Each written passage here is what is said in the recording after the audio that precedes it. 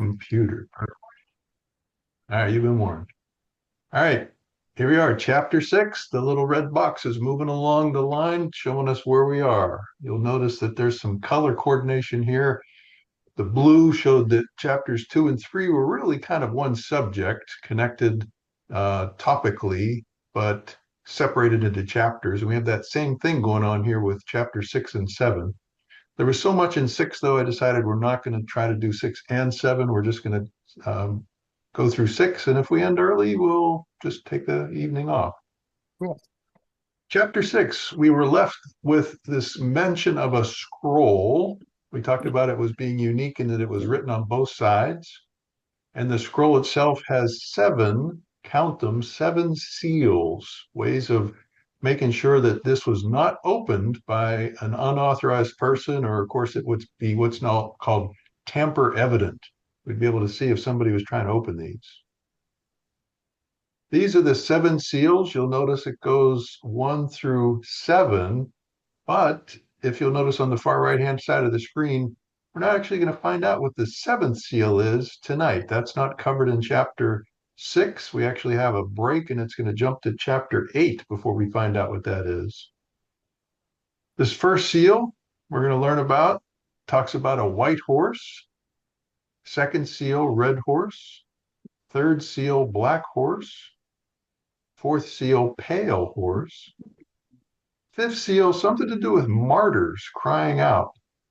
And then finally, the 6th seal that we'll cover tonight has to do with celestial signs.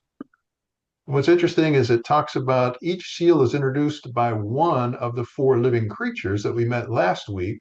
The one that looked like an eagle, one looked like an ox, one looked like a man, and so on.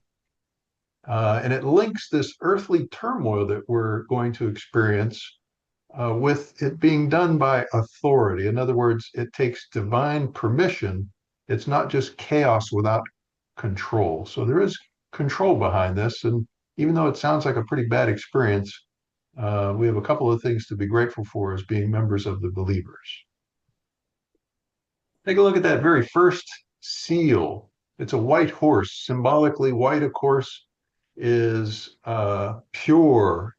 In this case, conquest, because horses are powerful animals used by chariot, things like that. Cavalry armies. This one, however, is linked to a false peace or a deceptive victory. We read about this white horse again in chapter 19, as is highlighted there, but we're not going to, it's not the same character. So even though it's a white horse, it's intentionally misleading. So this experience of this white horse, it's a political or military conquest, indicative of the rise of an empire. And it is military domination masquerading as righteousness. And what you can think about is in the old days, they were like, might is right. And obviously, if you're successful in military, God was with you and you were on the side of the angels, you did the right thing. In this case, we're going to find out that it is domination, it is military, but it is not righteousness. It is deceptive.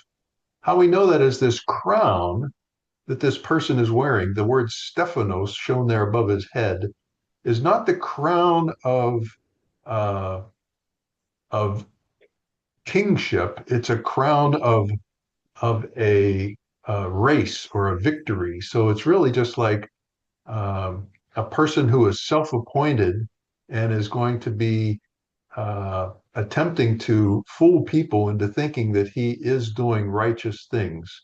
So under the name of righteousness, under the name of, doing something, he's going to deal with a masquerading. Second seal, we're going to meet the red horse. Red, of course, indicative of bloodshed and warfare. And it's an open conflict, both civil strife, a rebellion, and violence. And what's key here is they're going to use the term, he removes peace from the earth.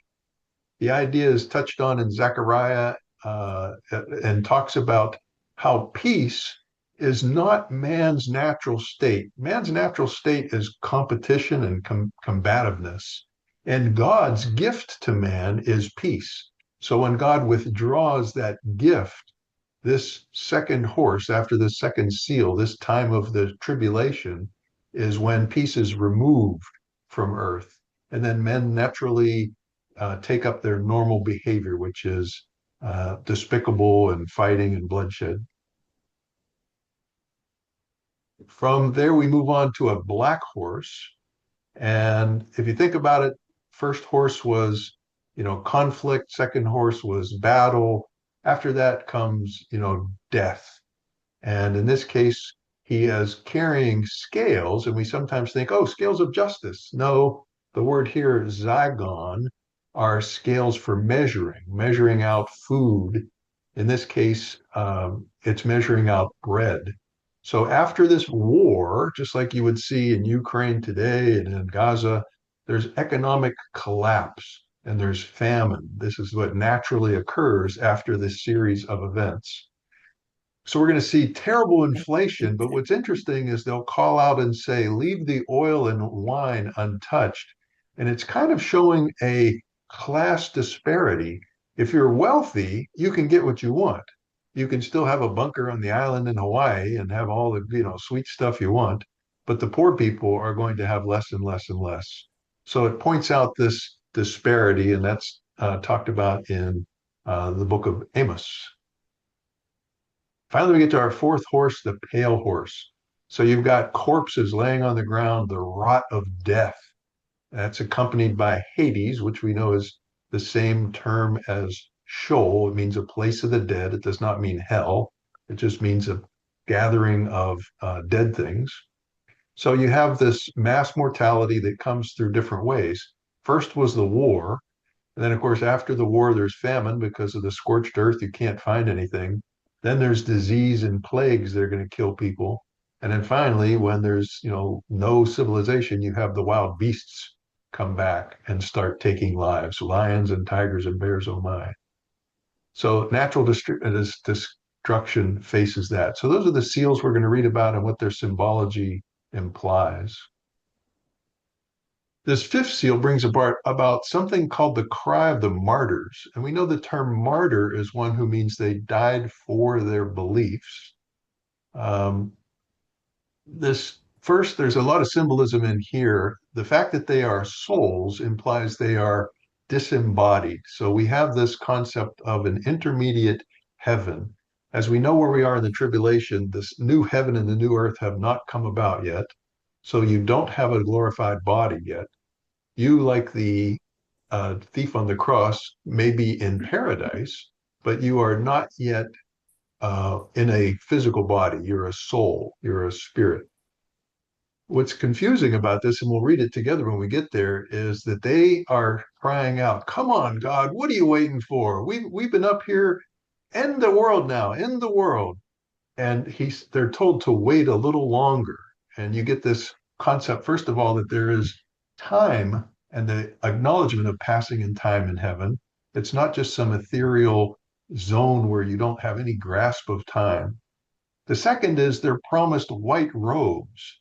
And one author, Randy Alcorn, who wrote the book Heaven, said, no, that's proof that they have bodies because they're given robes. But again, they could be given a robe that is, for future use when they do have a body, or it could be purely symbolism, meaning here's your white robe, which is your sins have been washed away. You're in the presence of God. To be in the presence of God at the base of the altar, under the altar, which is where blood of the sacrifices were laid, you've now earned that clean bill of health, that clean reputation with the white robe. So we'll read about that when we get to the fifth seal. Now, I could argue every one of those seals, war, famine, disease, they've all kind of happened. We've seen it in different parts of the world. Not widespread, but in pockets of the world. Like I said, look at the video of Gaza and the video of Ukraine. It's just horrible. It sure looks like the apocalypse. It looks like the end. It looks like tribulation. But number 6, this cosmic upheaval, that's one that we go, I don't think it's really happened yet. So there's earthquakes. Yeah, we have those every day, but not of the scale that's described here and referenced also in Isaiah and Joel.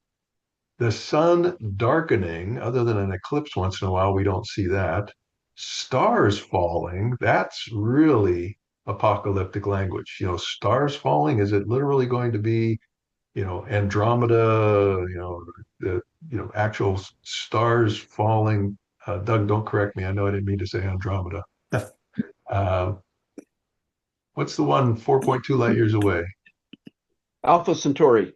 Uh, yeah, Alpha Centauri is not going to come swirling down onto Earth, but are these meteors that look like stars falling? Are they missiles?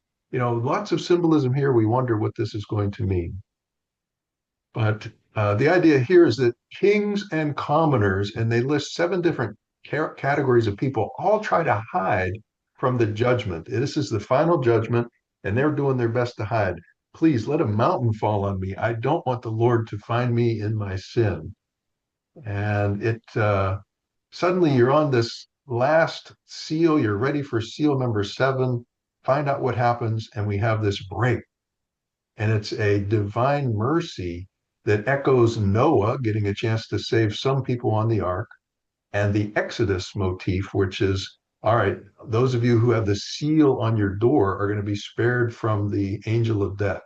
So we'll read about that when we start next week on chapters 7 and 8, on why chapter 7 is such a beautiful interlude and what has so far been this buildup of tension that is just the end of the world.